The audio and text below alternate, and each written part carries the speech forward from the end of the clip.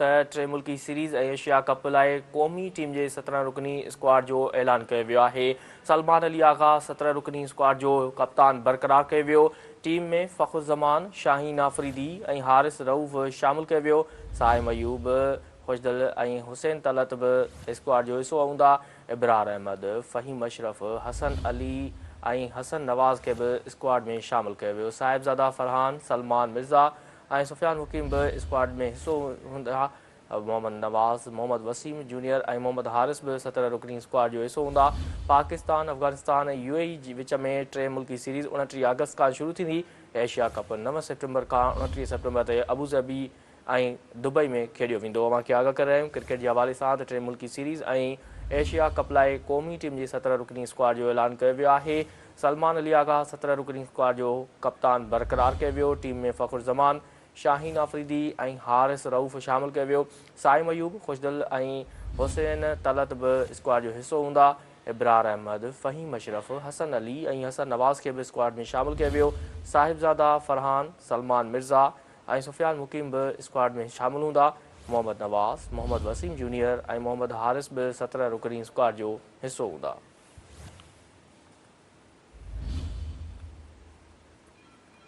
टे मुल्की सीरीज़ ऐं एशिया कप लाइ क़ौमी टीम जे कब्ज़े 17 रुकनी स्क्वाड जो ऐलान कयो वियो आहे।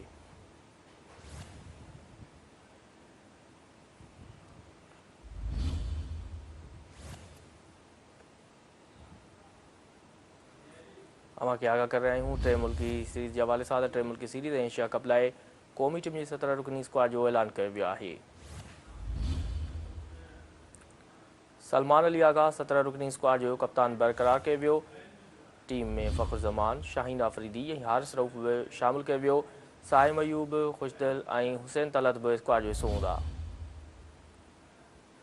इब्रार अहमद, फ़हीम अशरफ, हसन अली ऐं हसन नवाज़ खे बि स्क्वाड में शामिल कयो वियो।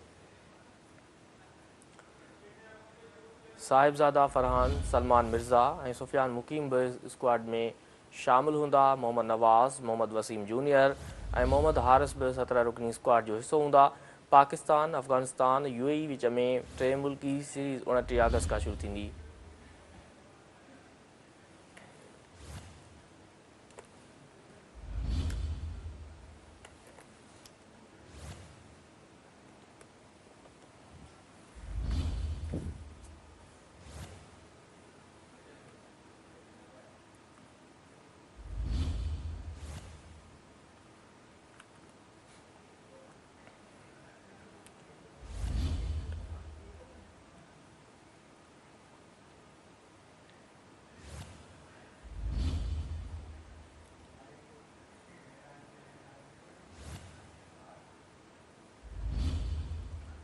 मोहम्मद नवाज़, मोहम्मद वसीम जूनियर ऐं मोहम्मद हारिस बि 17 रुकनी स्क्वाड जो हिसो हूंदा। अमां खे आगाह करे रहिया आहियूं क्रिकेट जे हवाले सां त टे मुल्की सीरीज़ ऐं एशिया कप लाइ क़ौमी टीम जी 17 रुकनी स्क्वाड जो ऐलान